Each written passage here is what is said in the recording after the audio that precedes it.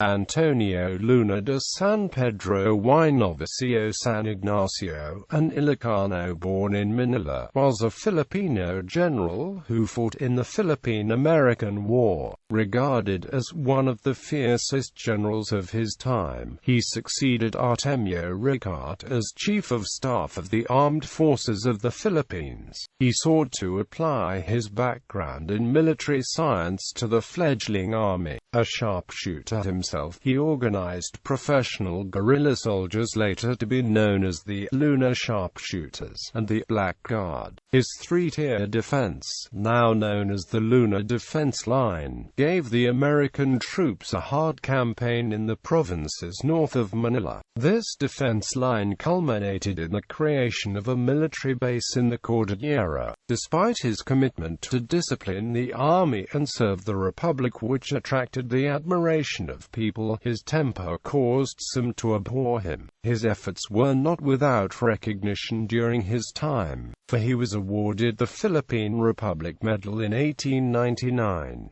He was also a member of the Malolos Congress. Besides his military studies, Luna also studied pharmacy, literature and chemistry. Family background. Antonio Luna was born on the 29th of October 1866 in Calabas, Tondo, Binondo, Manila. He was the youngest of 7 children of Joaquin Luna de San Pedro y Posadas, from Badoc, Ilocos Norte, and Spanish Mestiza Laureana Novicio San Ignacio y Ancheta.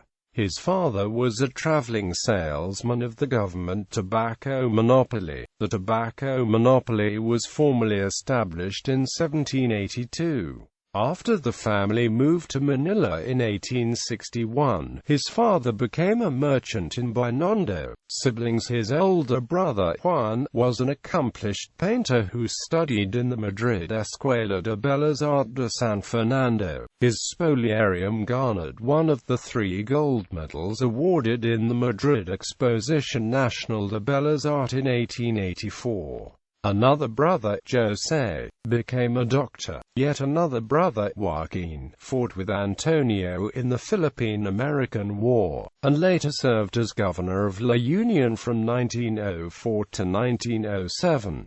Joaquin would also serve as senator from 1916 to 1919. His 3 other siblings were Numeriana, Manuel, and Remedios. Education. At the age of 6, Luna initially learned reading, writing, and arithmetic from a teacher known as Maestro Intong. He also memorized the Doctrina Christiana, believed to be the first book printed in the Philippines. The title of the work literally means Christian doctrine, and thus the primary goal of the book was to propagate Christian teaching across the Philippine archipelago. The book consists of 38 leaves and 74 pages of text in Spanish Tagalog transliterated into Roman letters, and Tagalog in its original Baybayin script, under a woodcut of St. Dominic, with the verso originally blank, although in contemporary versions bears the manuscript inscription, Tasada en dos Reales, signed by Juan de Cuellar. After a syllabary comes the basic prayers, the Lord's Prayer, Hail Mary, Credo, and the Salve Regina. Following these are articles of faith, the 10 commandments, commandments of the Holy Church, sacraments of the Holy Church, 7 mortal sins, 14 works of charity, and points on confession and catechism. After his education under Maestro Intong, he studied at the Ateneo Municipal de Manila, where he received a Bachelor of Arts degree in 1885.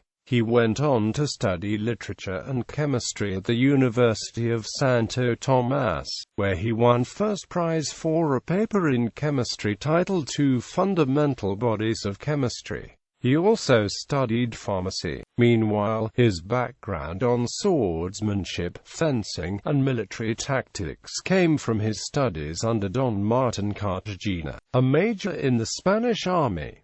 In addition, he acquired skill to become a sharpshooter. Upon the invitation of his elder brother Juan in 1890, Antonio was sent by his parents to Spain. that he acquired a licentiate and doctorate. Scientific achievements. Luna was active as a researcher in the scientific community. After receiving his doctorate in 1893, he published a scientific treatise on malaria entitled On Malarial Pathology, which was favorably received in the scientific community.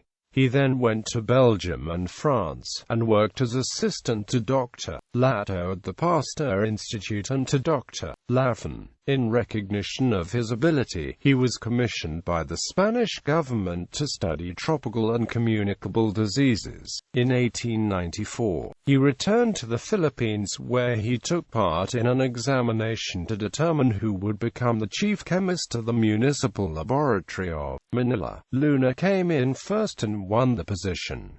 Propaganda movement. In Spain, he became one of the Filipino expatriates who mounted the propaganda movement and wrote for La Solidaridad, headed by Ilocano at Paceable. He wrote a piece titled Impressions which dealt with Spanish customs and idiosyncrasies under the pen name Taga Ilog. Also, like many of the Filipino liberals in Spain, Luna joined the Masonry where he rose to being Master Mason. He and his brother Juan also opened the Sala de Armas, a fencing club, in Manila. When he learned of the underground societies that were planning a revolution and was asked to join, he scoffed at the idea and turned down the offer. Like other Filipino émigrés involved in the reform movement, he was in favor of reform rather than revolution as the way towards independence. Besides affecting the property, the proponents of the reform movements saw that no revolution would succeed without the necessary preparations. Nevertheless, after the existence of the Katipunan was leaked in August 1896, the Luna brothers were arrested and jailed in Fort Santiago for participating in the revolution. His statement concerning the revolution was one of the many statements used to abet the laying down of death sentence for José Rizal. Months later, José and Juan were freed, but Antonio was exiled to Spain in 1897, where he was imprisoned at the Castle Modelo de Madrid. His more famous and yet controversial brother, Juan, who had been pardoned by the Spanish Queen Regent Maria Cristina of Austria herself, left for Spain to use his influence to intercede for Antonio in August 1897.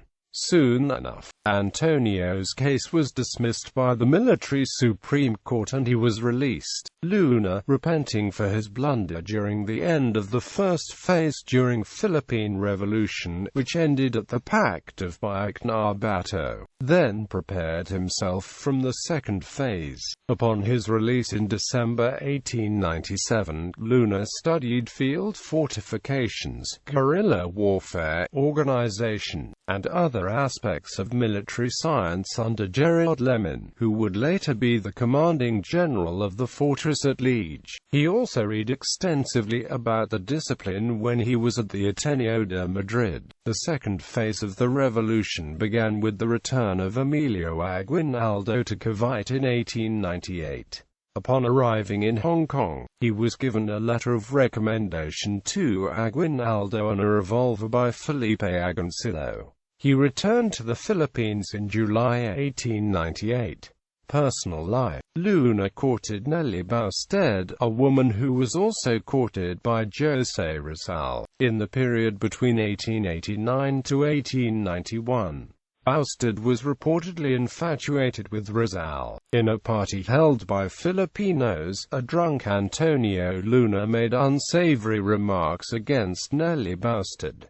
This prompted Rizal to challenge Luna into a duel. However, Luna apologized to Rizal, thus averting a duel between the compatriots. There are urban legends that persist to the present concerning Luna diverting millions of pesos from the Republic's treasury, particularly from Ilocos and Pampanga to the hometown of his alleged sweetheart, Ysidra Cojuangco. Ysidra was the aunt of Jose Cojuangco, father of Corazon Aquino. Luna's wealth was rumored to have been entrusted to Ysidra, resulting in the latter becoming one of the richest women in the Philippines by 1900. However, there were no recorded comments or printed insinuations of Luna's financial impropriety from anti-Luna figures of the Aguinaldo government during and immediately after the Philippine-American War.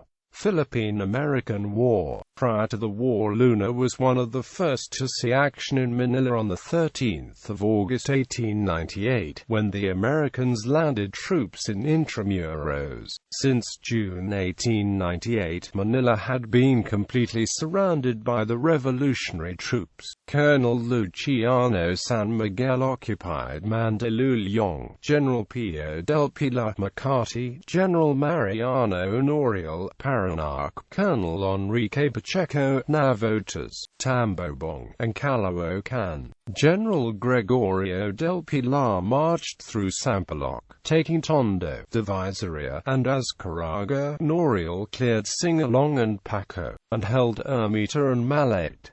Luna thought the Filipinos should enter Intramuros to have joint occupation of the walled city, but Aguinaldo, heeding the advice of General Wesley Merritt and Commodore George Dewey, whose fleet had moored in Manila Bay, sent Luna to the trenches, where he ordered his troops to fire on the Americans. After the chaos following the American occupation, at a meeting in Ermita, Luna tried to complain to American officers about the disorderly conduct of the soldiers. To silence Luna, Aguinaldo appointed him as Chief of War Operations on 26 September 1898, and assigned the rank of Brigadier General. In quick succession, he was made the Director or Assistant Secretary of War and Supreme Chief of the Republican Army on 28 September, arousing the envy of the other generals who were fighting since the first phase of the revolution. Meanwhile, Luna felt that bureaucratic placebos were being thrown his way, when all he wanted was to organize and discipline the enthusiastic but ill-fed and ill-trained troops into a real army. On 15 September 1898, the Malolos Congress, the Constituent Assembly of the First Philippine Republic, was convened in Barasoan Church. Luna would be one of the elected representatives, and was narrowly defeated by Pedro Paterno as president of the Congress with a vote of 24 to 23. Seeing the need for a military school, in October 1898, Luna established a military academy at Malolos, known as the Academia Militar, which was the precursor of the present Philippine Military Academy. He appointed Colonel Manuel Bernal Sitiar, a mestizo who was formerly lieutenant serving the Civil Guard, as superintendent. He recruited other mestizos and Spaniards who had fought in the Spanish army during the 1896 revolution for training. However, the academy had to be suspended indefinitely by March 1899 due to the outbreak of the Philippine-American War. A score of veteran officers became teachers at his military school. Luna devised 2 courses of instruction, planned the reorganization, with a battalion of tiradores and a cavalry squadron, set up an inventory of guns and ammunition, arsenals, using convents and town halls, quartermasters, lookouts and communication systems. He built trenches with the help of his chief engineer, General Jose Alejandrino, and had his brother Juan design the school's uniforms. He also insisted on strict discipline over and above clan armies and regional loyalties, which prevented coordination between various military units. Envisioning one united army for the Republic, clan armies and regional loyalties presented a lack of national consciousness. It was also a condition that the Spanish utilized to keep the native contingent of their armed forces within check. Soldiers of one region were used to fight revolts in other regions. Convinced that the fate of the infant republic should be a contest for the minds of Filipinos, Luna turned to journalism to strengthen Filipino minds with the ideas of nationhood and the need to fight the Americans. He decided to publish newspaper La Independencia.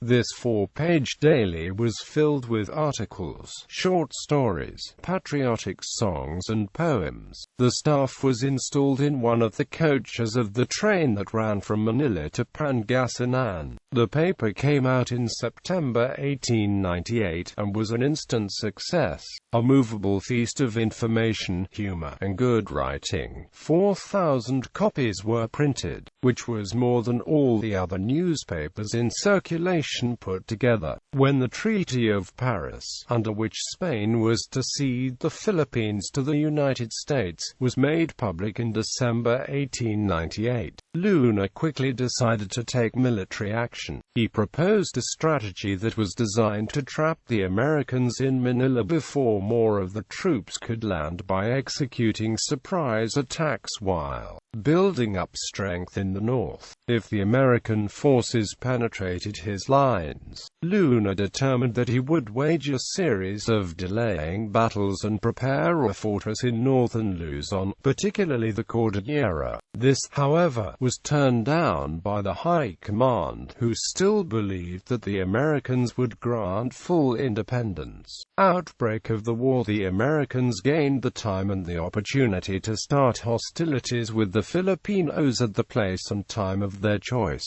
On the night of the 4th of February 1899, when most of the Filipino generals were at a ball in Malolos to celebrate the success of the American anti-imperialists delaying the ratification of the Treaty of Paris, the Americans staged an incident along the concrete blockhouses in Santa Mesa near the Balsahan Bridge. An American patrol fired on Filipino troops, claiming afterwards that the Filipinos had started shooting first. The whole Filipino line from Pasay to Caloocan returned fire and the first battle of the Filipino-American War ensued. 2 days later, in response to the incident, the U.S. Senate voted for annexation. In doing so, the conflict became the War of Conquest, Occupation and Annexation that Luna, Mabini, and others had predicted and about which they had warned Aguinaldo and his generals previously. Luna, after receiving orders from Aguinaldo, rushed to the front lines from his headquarters at Polo and led 3 companies to Liloma to engage General Arthur MacArthur's forces. Fighting took place at Marikina, Caloocan, Santa Ana, and Paco. The Filipinos were subjected to a carefully planned attack with naval artillery, with Dewey's U.S. fleet firing from the Manila Bay. Filipino casualties were high, amounting to around 2,000 killed and wounded. Luna personally had to carry wounded officers and men to safety. Of these rescues,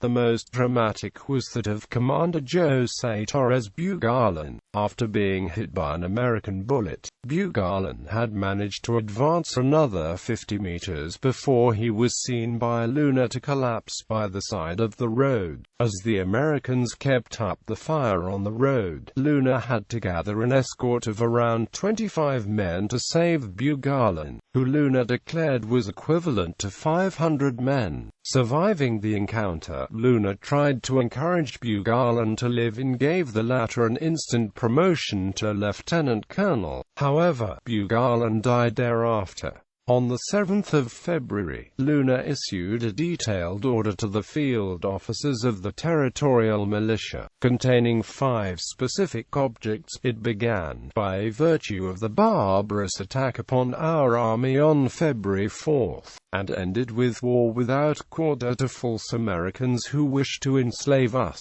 Independence Day. The order labeled the U.S. forces an army of drunkards and thieves in response to the continued bombardment of the towns around Manila, the burning and looting of whole districts, and the raping of Filipino women by U.S. troops. When Luna saw that the American advance had halted, mainly to stabilize the lines, he again mobilized his troops to attack La Loma on February 10. Fierce fighting ensued, but the Filipinos were forced to withdraw thereafter. Caloocan was left with American forces in control of the southern terminus of the Manila to Dagupan Railway, along with 5 engines, 50 passenger coaches, and 100 freight cars. After consolidating control of Caloocan, the obvious next objective for American forces would be the Republic capital at Malolos. However, General Otis delayed for almost a month in hopes that Filipino forces would be deployed in its defense. Nevertheless, with the superior firepower and newly arrived reinforcements, the Americans had not expected such resistance. They were so surprised that an urgent cable was sent to General Lawton, who was in Colombo, Ceylon, with his troops, illustrating the concern that the Americans had. The telegram stated, "Situation critical in Manila. Your early arrival great importance. Luna Sharpshooters and the Blackguard." The Luna Sharpshooters was a short-lived unit formed by Luna to serve under the Philippine Revolutionary Army. On the 11th of February, 8 infantrymen, formerly under Captains Marquez and Yaro, were sent by then Secretary of War Baldomero Aguinaldo to Luna, then Assistant Secretary of War. The infantrymen were disarmed by the Americans, so they journeyed to be commissioned in the regular Filipino army. Seeing the desire to serve in the army, Luna took them in, and from the group grew and emerged as the Luna Sharpshooters. The Sharpshooters became famous for the fierce fighting and proved their worth by being the usual spearheading unit in every major battle in the Philippine-American War. After the Battle of Calumpit on 25–27 April 1899, only 7 or 8 of them remained in the regular Filipino army. In the Battle of Pay on the 18th of December 1899, an unknown Filipino sharpshooter under the command of General Licerio Geronimo killed General Henry Ware Lawton, making the latter the highest-ranking casualty during the course of the war. Luna also formed other units similar to the sharpshooters. One would be the unit which would later be named after Bugalan, commanded by Rosendo Simon de Pajarillo. The unit emerged from a group of 10 men wanting to volunteer in the regular Filipino army. Luna, still thinking of the defeat at the Battle of Caloocan, sent the men away at first. However, he soon changed his mind and decided to give the men an initiation. After taking breakfast, he ordered a subordinate, Colonel Query, to prepare arms and ammunition for the 10 men. Then, the men boarded a train destined towards Milinta, which was American-held territory. After giving orders to the men, he let them go and watched them with his telescope. The men, succeeding the mission, eventually returned unharmed. Admiring the bravery, he organized them into a guerrilla unit of around 50 members. This unit would see action in the Second Battle of Caloocan. Another unit would be the Blackguard, a 25-man guerrilla unit under a certain Lieutenant Garcia. Garcia, one of Luna's favorites, was a modest but brave soldier. His unit was tasked to approach the enemy by surprise and quickly return to camp. Luna had admired Garcia's unit very much that he wanted to increase the size.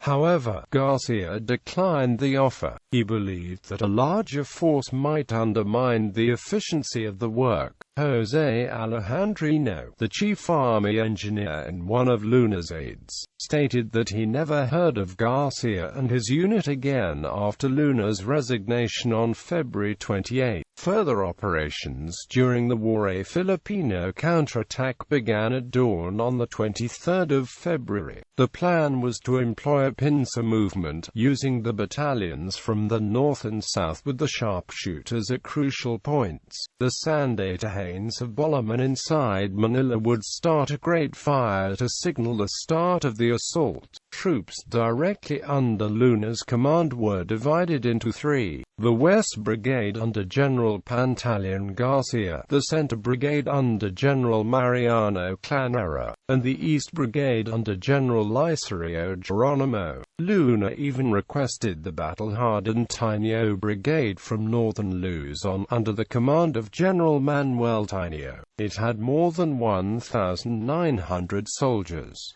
However, Aguinaldo gave only ambiguous answers and the Tinio Brigade was unable to participate in the battle. It was only partly successful because of two main reasons. Firstly, some of the successful Filipino sectors ran low on ammunition and food, and were thus forced to withdraw to Polo. Secondly, Luna failed to relieve the Kapampangan militia, already past the prime, when the battalion from Cavite refused to replace the former, saying that they had orders to obey only instructions directly from Aguinaldo. Such insubordination had become quite common among the Filipino forces at the time, as most of the troops owed their loyalty to the officers from the provinces, towns or districts and not to the central command. As a result, the counterattack soon collapsed, and Luna placated himself by disarming the Cavite battalion. Luna, however, proved to be a strict disciplinarian, and his temper alienated many in the ranks of the common soldiers. An example of this occurred during the Battle of Calumpit, wherein Luna ordered General Tomas Mascardo to send troops from Guagua to strengthen the former's defenses. However, Mascardo ignored orders by Luna, insisting that he was going to Arroyo to undertake an inspection of troops. Another version of Mascardo's reasoning emerged, and it was probably that which reached Luna. This version was that Mascardo had left to visit his girlfriend. Luna, infuriated by Mascardo's actions, had decided to detain him. However, Major Hernando, one of Luna's aides, tried to placate the general's anger by convincing Luna to push the case to President Aguinaldo. Aguinaldo complied to detain Mascardo for 24 hours. Upon returning to the field, however, the Americans had broken through his defenses at the Bagbag River, forcing Luna to withdraw despite his heroic action to defend the remaining sectors. Luna resigned on the 1st of March, mainly in resentment for the rearmament of the Cavite battalion as the Presidential Guard. Aguinaldo hesitantly accepted the resignation. As a result, Luna was absent from the field for 3 weeks, during which the Filipino forces suffered several defeats and setbacks. One such defeat would be at the Battle of Marilao River on the 27th of March. Receiving the depressing reports from the field through his La Independencia correspondence, Luna went to Aguinaldo and asked to be reinstated with more powers over all the military heads, and Aguinaldo promoted him to lieutenant general and agreed making him commander-in-chief of all the Filipino forces in central Luzon. The Luna defense line was planned to create a series of delaying battles from Caloocan to Angeles,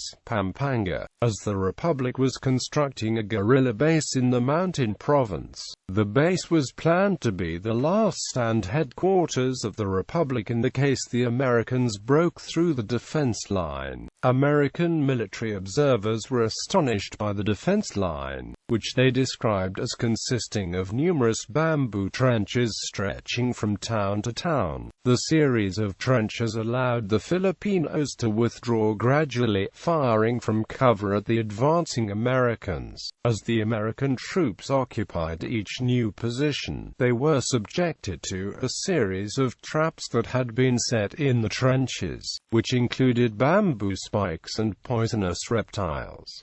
Earlier in the month of May 1899, Luna almost fell in the field at the Battle of Santo Tomas. Mounted on his horse, Luna then charged into the battlefield, leading his main force in a counterattack. As they advanced, the American forces began firing upon them. Luna's horse was hit and he fell to the ground. As he recovered, Luna realized that he had been shot in the stomach, and he attempted to kill himself with his revolver to avoid capture. He was saved, though, by the actions of a Filipino colonel named Alejandro Avicilla who, having seen Luna fall, rode towards the general to save him. Despite being heavily wounded in one of his legs and an arm, with his remaining strength Avicilla carried Luna away from battle to the Filipino rear. Upon reaching safety, Luna realized that his wound was not very deep, as most of the impact of the bullet had been taken by a silk belt full of gold coins that his parents had given him, which he had been wearing. As he left the field to have his wounds tended, Luna turned over the command to General Ignacio Concepcion, the Filipino commander of the nearby town of Angeles.